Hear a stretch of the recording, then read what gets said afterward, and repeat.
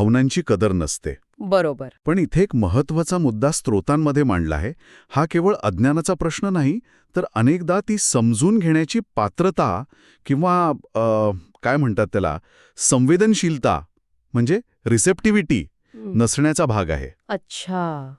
संवेदनशीलता. हो, ती गोष्ट स्वीकारण्याची, अनुभवण्याची मानसिक तयारी नसणं. अच्छा. म्हणजे फक्त माहिती नसणं नाही, तर ती गोष्ट घेण्याची क्षमता नसणं.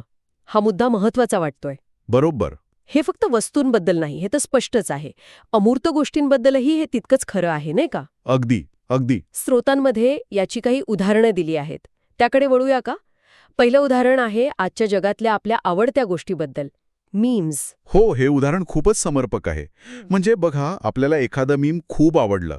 त्यातला विनोद किंवा संदर्भ आपल्याला खूप भिडला. आपण उत्साहाने ते आपल्या मित्र किंवा मैत्रिणीला दाखवतो आणि त्यांची प्रतिक्रिया